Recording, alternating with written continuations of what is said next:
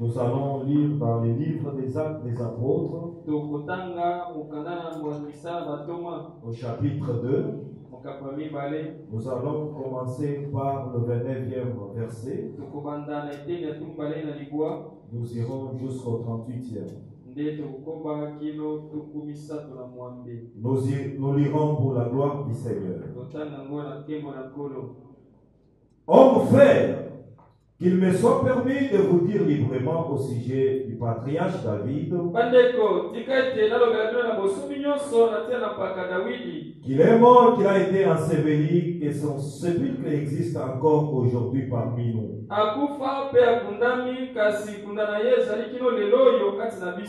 Comme il était prophète et qu'il savait que Dieu lui avait promis avec serment de faire asseoir un de ses descendants sur son trône,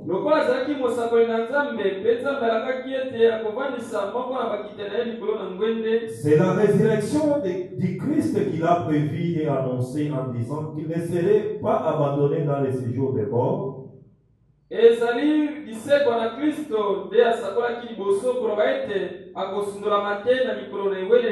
et que sa chair ne verra pas la corruption. C'est Jésus que Dieu a ressuscité. Nous en sommes tous témoins. Et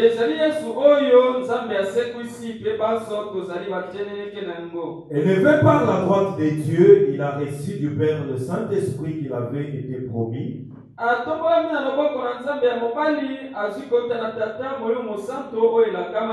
Et il a répandu comme vous le voyez et l'entendez.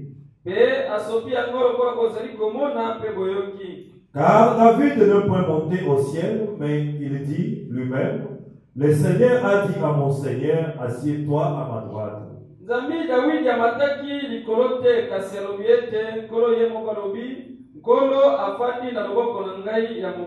Jusqu'à ce que je fasse de tes ennemis ton marchepied. Que toute la maison d'Israël sache donc avec certitude que Dieu a fait Seigneur et Christ, c'est Jésus que vous avez crucifié.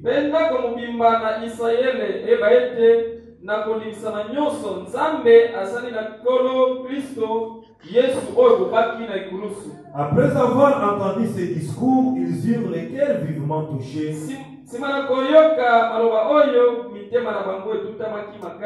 Et il dit à Pierre et aux autres apôtres, hommes frères, que ferons-nous?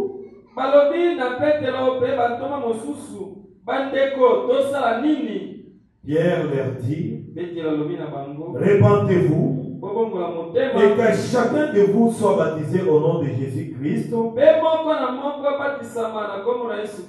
pour le pardon de vos péchés, et vous recevrez les dons du Saint-Esprit. Ce vieux monde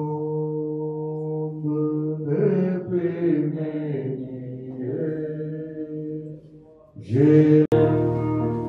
que Dieu vous bénisse.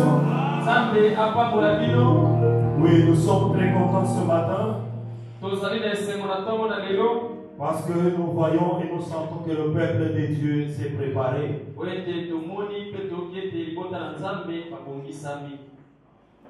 Alors, comme je vous ai dit, que ce n'est pas une prédication, mais c'est juste une exhortation.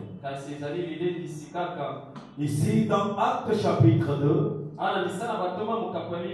c'est le jour de la Pentecôte. Alors, quand l'Esprit de Dieu est descendu, la Bible dit que c'était une flamme de feu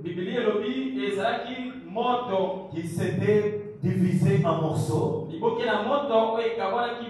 Et chacun de ces gens-là qui étaient dans la chambre haute, chacun recevait un morceau de ce feu-là. Et la fois passée, nous avons lu une écriture où le prophète dit que le feu là c'est l'esprit de Dieu. Et le morceau qui descendait sur chacun n'était pas autre que le grand feu qui est Jésus-Christ. Alors quand nous recevons le feu du Saint-Esprit, c'est l'unité de l'épouse. C'est Dieu qui unit son peuple. C'est pourquoi deux personnes qui ont reçu chacun le Saint-Esprit, ils ne peuvent jamais être divisés. Ils peuvent avoir des compréhensions différentes. Ils peuvent comprendre différemment. Mais à ce qui concerne l'unité, ils sont unis. Pourquoi? Parce qu'ils ont un même esprit. Et c'est le Saint-Esprit. Quand nous avons le Saint-Esprit, il n'y a plus de tribus dans l'église. Nous sommes un seul corps. Nous sommes d'une seule famille. C'est la famille du Christ. C'est la famille de Branham. Il n'y a pas la division au milieu de nous. Quand quelqu'un a le Saint-Esprit, c'est mon frère, c'est ma soeur. Je n'ai pas besoin de connaître sa tribu. Je n'ai pas besoin de connaître sa province. Il est de ma province. Il est de mon pays. Et notre pays, c'est la terre promise. Notre pays, c'est le Saint-Esprit. Alors quand les gens ont le Saint-Esprit, ils sont dans la communion. Ils sont dans l'unité. C'est pourquoi quand nous venons à l'église, ne cherchons pas à se faire connaître. Mais cherchons à être baptisés du Saint-Esprit. Parce que s'il faut faire confiance à un homme dans l'église, s'il faut faire confiance à une femme dans l'église, il faut faire confiance à celui qui est baptisé du Saint-Esprit. Parce que c'est l'Esprit de Dieu qui les conduit. Amen. Quand vous venez à l'église, vous devez être baptisé du Saint-Esprit. Si vous voulez travailler pour Dieu dans l'église, cherchez premièrement à être baptisé du Saint-Esprit. Dans l'église de Dieu, il n'y a pas de choses de géopolitique. Comme les pasteurs de telle province, moi je dois être diacre parce que je suis aussi de l'autre province. Non, ça ce n'est pas l'église. Si vous voulez occuper un poste dans l'église, vous devez être de la province du pasteur. Et la province du pasteur c'est quoi? C'est le Saint-Esprit. Le pays du pasteur c'est quoi? C'est le Saint-Esprit. La tribu du pasteur c'est laquelle? C'est le baptême du Saint-Esprit. Quand quelqu'un a le Saint-Esprit, je n'ai pas besoin de connaître sa province. Je n'ai pas besoin de connaître sa tribu. Il est mon frère. Elle est ma soeur. Pourquoi? Parce que nous avons le même sang. Amen. Je pense que nous sommes ensemble. Et nous sommes David. Amen. Pas de géopolitique dans l'église. Pas de géopolitique. On se partageait des postes. Donc comme il est du Bas-Congo, moi je suis du Maniema, je dois être président des diacres. Oh, comme il est de Maniema, moi je suis de l'Équateur, je dois être administrateur. Non. Ce n'est pas la politique ici. Awa Ici, c'est l'église de Dieu. Vous devez être baptisé du Saint-Esprit. C'est ça le signe. Amen. Et ici, dans Actes chapitre 2, quand le Saint-Esprit est descendu, alors ils étaient d'un seul commun accord. Alors les gens ont commencé à parler en langue. Alors c'était quelque chose d'étrange. Parce que les gens qui écoutaient pouvaient les identifier très bien.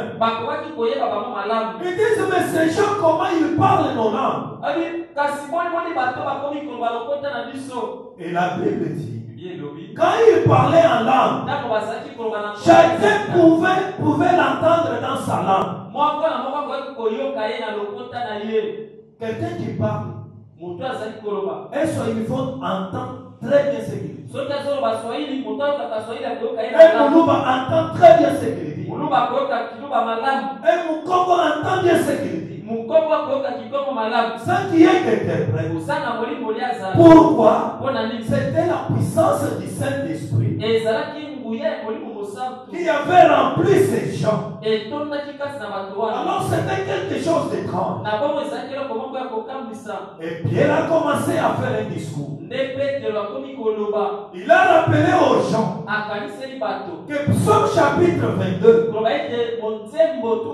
quand David parlait, il ne s'agissait pas de David, mais Dieu avait promis à David que je ferai asseoir l'un de tes descendants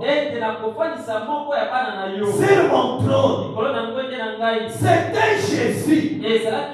La promesse que David avait reçue était pour Jésus. Parce que Jésus est le descendant de David. Jésus-Christ, il est le rejeton de David. C'est de lui que les Écritures ont parlé. Alors ces jours-là, quand il était venu sur la terre, les gens l'avaient rejeté. C'est comme ça que Pierre les rappelait que c'est Jésus que vous avez crucifié.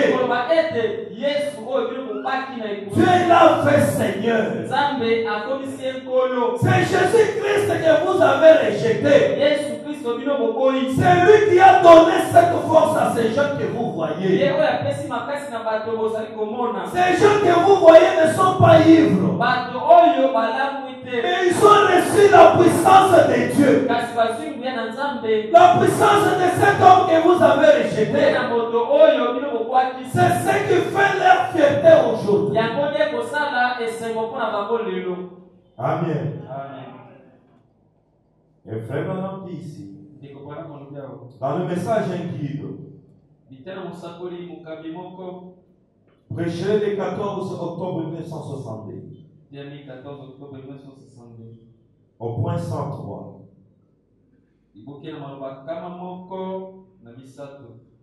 Frère Branham dit, Pierre a été conduit à dire comment recevoir le Saint-Esprit. Il a dit, répandez-vous, chacun de vous. Ensuite, soyez baptisés au nom de Jésus-Christ pour la rémission de vos péchés. Et ensuite, l'Église s'occupera de vous pour le reste du chemin. Oui, c'est ça qu'il faut faire. D'abord, répandez-vous de vos péchés, de votre incrédulité, de n'avoir pas cru à à ces choses. Répandez-vous. Ensuite, soyez baptisés. Et ensuite, le guide s'occupera de vous pour le reste du chemin. Le prophète dit, voyez-vous, c'est votre devoir. C'est votre devoir de vous repentir. C'est votre devoir d'être baptisé. Ensuite, c'est le devoir du guide de s'occuper de vous pour le reste du chemin. Amen. De vous conduire de la vertu à la connaissance, à la tempérance, à la patience, à la piété et à l'amour fraternel. Et le Saint-Esprit vous scelle. Voyez, alors vous êtes à la pleine stature de Dieu. Un vrai homme de Dieu. Une vraie femme de Dieu. Bien ancré en Christ. Le prophète dit, j'aime ça. Bien ancré en Christ. Comment recevoir le Saint-Esprit? Vous devez vous repentir.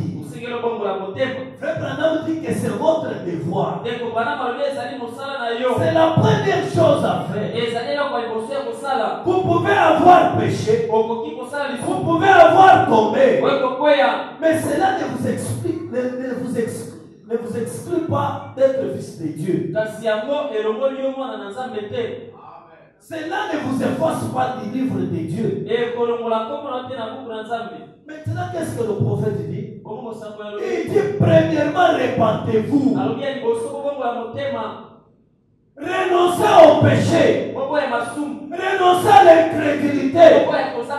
Pour chaque fois que vous avez entendu la parole de Dieu et que vous avez agi contrairement à cette parole, le prophète de Dieu nous demande que nous devons nous repentir. C'est ça la vie d'un chrétien. C'est ça la vie d'une chrétienne. Vous commettrez des erreurs. Vous commettrez des erreurs. Mais vous devez aussi vous repentir. Car la repentance, c'est le chemin de retour. La repentance, c'est la porte qui amène vers le ciel. Et quand vous faites cela, vous vous faites baptiser au nom de Jésus-Christ pour la rémission de vos péchés. Si vous êtes baptisé au nom de Jésus-Christ, vous êtes mort et ressuscité en Christ. Et vous devenez une nouvelle créature. Et le prophète dit, vous avez fait vos deux devoirs. Et le troisième devoir, c'est le guide qui descend, qui doit accomplir cela en vous. Quand il entre en vous, il vous conduit à la vertu. De la vertu à la connaissance. Il vous amène jusqu'à la stature de Dieu. C'est lui qui fait cela. C'est pourquoi nous n'avons pas le droit de chercher la sainteté fabriquée. Ce n'est pas important de se faire saint. Car Dieu lui-même a la puissance de changer un bandit à un saint. Notre Dieu a la puissance de changer une prostituée à une femme de Dieu. Notre Dieu a la puissance de changer un menteur en un homme sincère. Mais vous ne fabriquez pas une sincérité. Et vous ne faites pas un saint. Mais laissez seulement que Dieu entre en vous. Il prendra soin du reste. Quand Jésus est en vous, Il enlève même les sentiments de mentir. Quand Jésus est en vous, il enlèvera les sentiments de voler. Quand Christ est en vous, il enlèvera même les souhaits de se prostituer. Il ne faut pas se faire saint par force. Notre Dieu a la capacité. Frère Branham dit que le guide, quand il entre en vous, c'est lui qui fait le reste. C'est celui qui s'occupe de tout. Il fera un travail. Ce n'est pas à vous de forcer. Amen. La sainteté forcée ne vous servira à rien. Ça vous rendra seulement hypocrite. À l'église, on te voit que tu es mon frère. Mais en toi-même, tu sais que je ne suis pas bon. Mais pourquoi? Non, il faut chercher l'original. Il faut chercher Jésus. Quand le Saint-Esprit entre, il change même votre manière de parler. Il change votre langage. Il change votre façon de vous comporter. Laissez un fumeur venir à Christ. Laissez une prostituée venir à Christ. Laissez un couloune venir à Christ. Quand Christ va entrer en lui, il le fera un gentleman. Il le fera une bonne fois. Parce que Dieu a tous les atouts pour changer la personne. Dieu a la puissance. Dieu a la conduite de toutes choses. Quand il entre dans l'homme, l'homme change. L'homme change. La femme change. Et quand les gens regardent, l'Esprit de Dieu qui est en lui rend témoignage. Rend témoignage. Non, ce n'est pas la sainteté forcée. Ce ne sont pas des prêtres catholiques. Oui, pasteur. Monseigneur. Oui, pasteur. Comment si, pasteur? Ce n'est pas ça. Que Christ entre seulement en vous. Vous allez respecter votre pasteur. Que Christ entre seulement en vous. Vous allez respecter votre mari. Aujourd'hui, à l'église, on connaît que cette sœur-là, c'est une sœur bien. Elle est respectueuse. Elle a la considération envers les gens. Mais à la maison, qu'est-ce qu'il fait à son mari? Il le fait vivre le calvaire. Oh ma soeur, Christ, s'il est en vous, il vous fera une bonne femme. Amen. Christ, c'est celui qui change. C'est lui qui transforme. Ce n'est pas un homme. Ce ne sont pas vos efforts. Ce ne sont pas vos mérites. Mais vous devez faire les deux premiers devoirs. C'est de vous repentir. C'est d'être baptisé au nom de Jésus. Parce que quand vous faites baptiser au nom de Jésus, vos péchés sont jetés dans la mer de l'oubli. Et vous devenez sans péché. Amen. Ici dans Apocalypse chapitre 3, Jésus dit, voici je me tiens à la porte et je frappe. Si quelqu'un entend ma voix et ouvre la porte, j'entrerai chez lui. Je souperai avec lui et lui avec moi. Et Jésus dit, celui qui vaincra, je le ferai asseoir avec moi sur mon trône. Comme moi j'ai vaincu, et me suis assis avec mon Père sur son trône. Jésus dit quoi? Voici, je me tiens à la porte et je frappe. Et je frappe. Si quelqu'un entend ma voix et ouvre la porte, j'entrerai chez lui. Je souperai avec lui et lui avec moi. Jésus, ce matin, il frappe. Il frappe sur votre porte. Et votre porte, c'est quoi? C'est votre cœur. Parce que c'est là qu'il y a votre âme. Et quand Jésus frappe, il veut que vous puissiez ouvrir la porte. Amen. Ce n'est pas celui qui frappe qui doit ouvrir. Mais c'est celui qui est à l'intérieur qui doit ouvrir. Et le prophète Branham dit que Dieu a mis une clé sur l'âme de l'homme.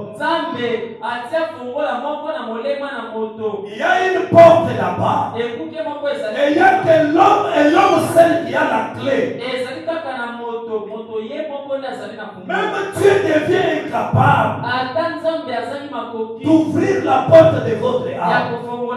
Même le diable est incapable d'ouvrir la porte de votre âme. Il n'y a que vous et vous seuls qui pouvez ce matin, quand vous entendez la parole de Dieu, que c'est Jésus qui frappe. Alors je dois ouvrir pour qu'il entre, afin qu'il vienne souper avec moi, pour qu'il soit en moi et que moi je sois en lui. Et Jésus dit, c'est lui qui fera ces choses. Il a vaincu.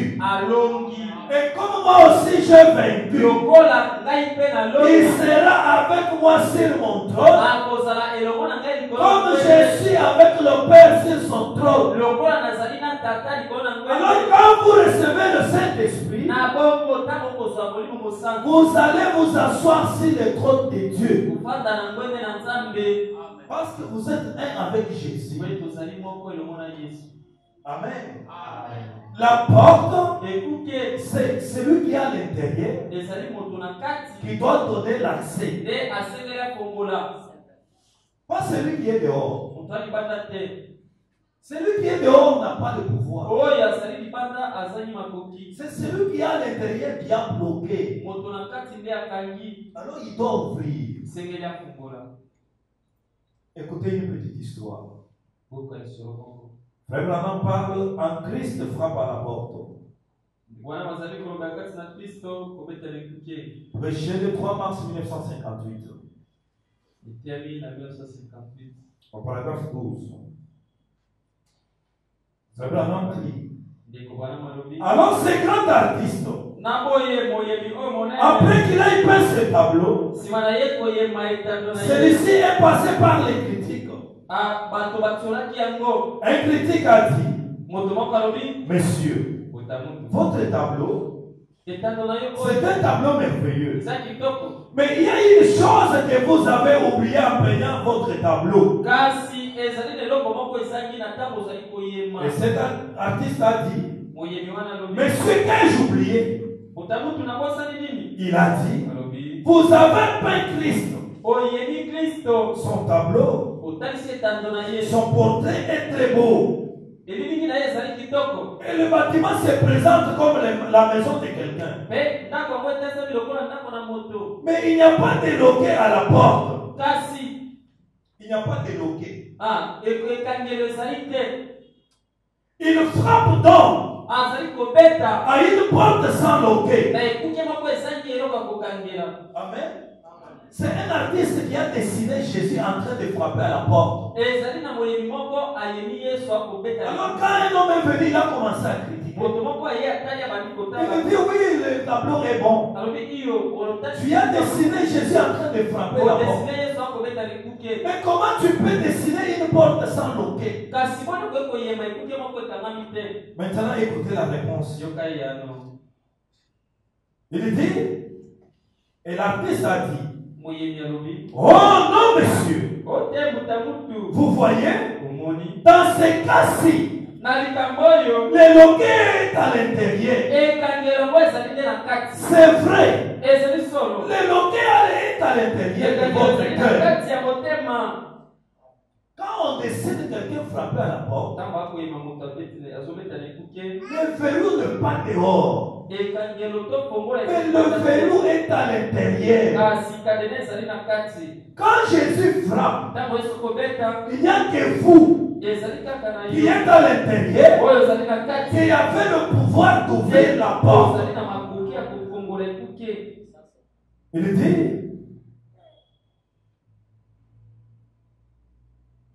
le loquet est à l'intérieur de votre cœur. Peu importe combien vous voyez ou combien vous dites que vous croyez, combien vous êtes religieux, le prophète dit, vous devez ouvrir votre cœur pour le recevoir. Comment recevoir le Saint-Esprit? Jésus frappe. C'est vous qui devez ouvrir votre cœur pour le recevoir. Si vous n'ouvrez pas, il ne va pas entrer. Si vous n'ouvrez pas, il ne va pas entrer. Pour que lui entre, il faut premièrement que vous puissiez ouvrir. Et le prophète dit, nul ne peut l'ouvrir pour vous. Votre prêtre ne le paie pas. Votre pasteur ne le paie pas. Votre mère ou votre papa ne le peuvent pas. Vos sœurs et votre frère ne le peuvent pas. Vous devez le faire seul. Amen.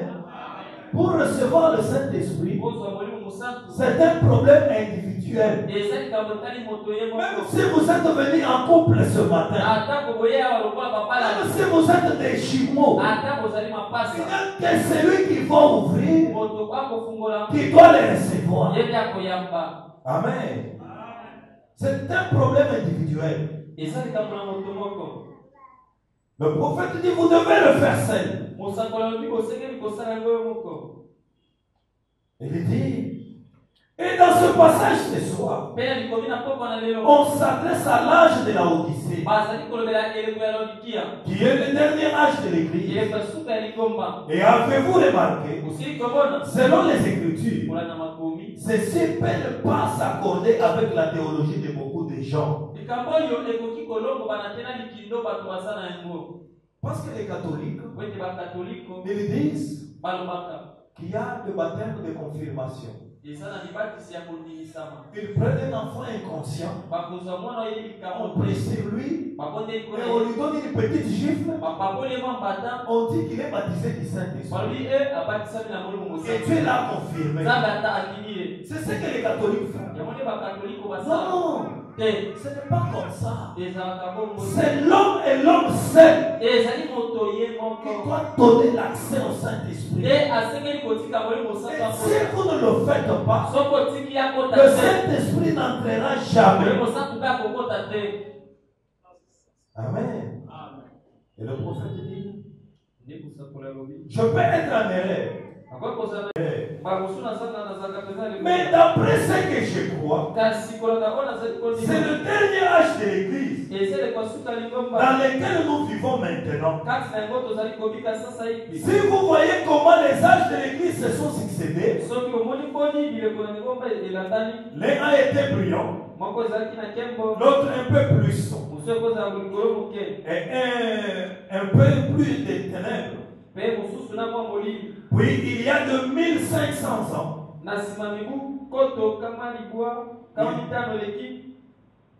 des âges de ténèbres. Ensuite, Luther et puis Wesley, enfin la Pentecôte. Il s'est tenu au milieu de sept chandeliers d'or qui représentaient les sept âges de l'église, avec ses mains tendues, et dans l'alpha et l'oméga, le premier et le dernier. Le chandelier le plus élevé était le plus sombre. Évidemment. Et dans ce dernier âge, qui est censé recevoir la même lumière qu'on avait au début, l'alpha et l'oméga. Mais le côté pitoyable des Écritures, que nous avons appris ici, c'est ce qu'il dit. Parce que tu dis, je suis riche, je me suis enrichi. Voyez-vous la condition de l'église? Voyez-vous la condition de l'église aujourd'hui? Christ frappe à la porte. Il est là pour vous. C'est votre promesse. Le jour de la Pentecôte, chacun était baptisé du Saint-Esprit. Jésus était cette lumière qui descendait sur les gens. Et ce matin, vous devez recevoir la même lumière. Parce que Jésus est l'alpha. Il est aussi l'oméga. Comme au premier âge de l'église, c'était Jésus. Au dernier âge de l'église, ça doit être Jésus. Et il frappe à votre porte. Frère Branham dit, la chose la plus pitoyable dans l'église aujourd'hui, c'est parce que l'homme dit, je suis riche. Je suis riche. Je me suis enrichi. Je connais quelque chose. C'est ça l'esprit de la Odyssée. Quelqu'un qui n'a pas le Saint-Esprit, il dit que moi j'ai le Saint-Esprit. Quand nous avons cru dans notre âge dans ce message, il n'y avait pas ces choses. Nous connaissons la parole. Nous avons été bien enseignés. C'est ça l'esprit de la Odyssée. Bien, ce n'est pas mauvais. Est-ce que vous baptisez du Saint-Esprit? La Odyssée. La Odyssée. Ouvrez votre porte. Ouvrez votre porte. Comment recevoir le Saint-Esprit? Écoutez maintenant, le prophète vous donne la réponse. Ici dans le message, l'agneau et la colombe. Prêché le 17 septembre 1956. Le prophète dit au paragraphe 14, vous ne pouvez pas vous attendre.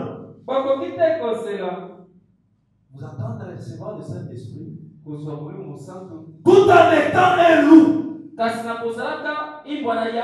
ou n'importe quel autre charognard. Vous attendre à ce que la paix de la colombe demeure en vous. Le prophète dit, elle ne le fera pas. Vous êtes un loup, un charognard, un cochon, et vous attendez à ce que la colombe descende sur vous. Le prophète dit qu'elle ne le fera pas. Il dit, vous devez devenir un agneau. Votre nature doit être changée. Alors vous verrez les choses différemment. Et vous n'allez pas créer des problèmes à un prédicateur quand il prêche contre une religion du Saint-Esprit à l'ancienne mode et rigoureuse à la façon de vivre. Et le Débarrassez-vous simplement de cet esprit de loup. Débarrassez-vous de cet esprit de loup et de cet esprit de charognard. Et revêtez-vous de la nature de l'agneau. Alors vous serez prêts à renoncer à toutes ces choses que vous avez faites autrefois. Tous vos privilèges, montains et autres. Le prophète dit Amen. Pour recevoir le Saint-Esprit, vous devez changer votre nature. Parce qu'on n'a pas assez de temps. Le prophète dit quelque part que le plus doux du ciel, le plus doux du ciel, et tous les oiseaux du ciel, le plus doux c'est la colombe. La colombe ne veut jamais être britannisée. La colombe est douce. Amen. Et dit la colombe, comme elle est douce, elle ne peut pas s'associer avec des loups. Elle ne peut pas rester avec les chiens. Elle ne peut pas rester avec les charognards. Parce que sa nature, elle est douce. Elle est simple. Elle est gentille. Elle est fragile. Et frère Branham dit, de tous les animaux de la terre, il y a aussi un animal qui est plus doux. C'est l'agneau. Et la colombe ne peut communier qu'avec l'agneau. Alors la colombe c'est quoi? C'est le Saint-Esprit. Le Saint-Esprit ne peut pas descendre sur un loup. Un loup c'est quoi? C'est un incrédule. C'est lui qui rejette la parole. Un moqueur. Mais le Saint-Esprit descend sur un pécheur repentant. Descend sur quelqu'un qui a péché hier, mais qui s'est repenti. Là, il devient doux. Il devient le plus doux de la terre. Et le plus doux du ciel doit descendre sur lui. Amen. Par quoi? Toujours par la repentance. Et le prophète dit, c'est tout aussi vrai que je me tiens ici. Amis chrétiens, humiliez-vous. Ne cherchez pas à tout connaître. La meilleure chose, c'est de voir à quel point vous pouvez oublier ce que vous connaissez effectivement. Connaître seulement une chose. C'est quoi la chose? Le prophète dit, c'est Christ. Ce matin, oubliez tout ce que vous connaissez. Oubliez tout ce que vous êtes. Je suis directeur d'une entreprise. Je suis professeur d'université. Je suis un cadre universitaire. Je suis marié à mon épouse. Je suis le père des enfants. Je suis ceci et cela. Cela ne vous servira à rien. Ce que vous devez chercher à voir, ce que vous devez chercher à connaître, c'est Christ. Et Christ seul. Et à ce moment, il trouve que la porte est ouverte. C'est là qu'il fera son entrée. Est-ce que vous êtes prêts? Est-ce que vous êtes prêts? Le prophète dit, humiliez-vous. Humiliez-vous. Ne regardez pas celui qui est à votre côté. C'est le problème de votre salut. N'ayez pas honte de quelqu'un pour chercher le Saint-Esprit. Ne regardez pas votre rang social. Ne regardez pas votre poste à l'église. Ne regardez pas ce que vous êtes. Ne regardez pas votre argent. Mais regardez à Christ. Regardez à Christ. Regardez à Jésus.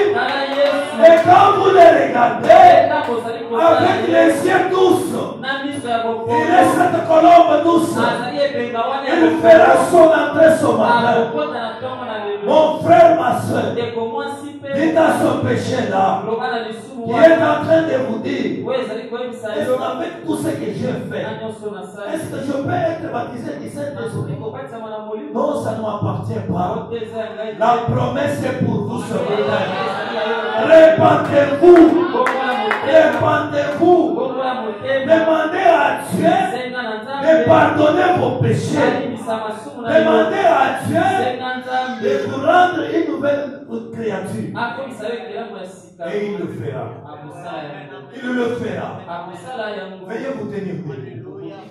Mon frère, ma soeur, n'ayez pas honte de quelqu'un. Ne regardez pas celui qui est à votre côté. Mais regardez Jésus. Il va faire son entrée. Il va agir. Il va faire quelque chose. Amen. Il va faire quelque chose. Alors pour ce matin, nous allons commencer d'abord par la repentance. Regrettez tout ce que vous avez fait. Regrettez tout ce que vous avez fait. Tout ce que vous avez fait en secret.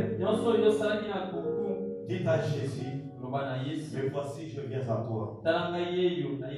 Tel que je suis, reçois-moi Seigneur. Demandez pardon à Dieu pour tout ce que vous avez fait. S'il y a arrangé, promettez à Dieu que ce matin, baptise-moi du Saint-Esprit. Alors quand lui viendra, il me donnera la force d'aller mettre la chose en ordre. Il est le Dieu riche en miséricorde. Il peut le faire ce matin. Alors nous allons prier. Nous allons demander à Dieu de nous être miséricordieux ce matin. Alors nous passerons à l'imposition de main pour le Saint-Esprit. Et ensuite, nous prierons pour les malades. Quand nous allons nous présenter ici, ça sera premièrement pour le baptême du Saint-Esprit. Et après ce service-là, on vous annoncera maintenant la prière pour les malades. Donnez-nous un cantique.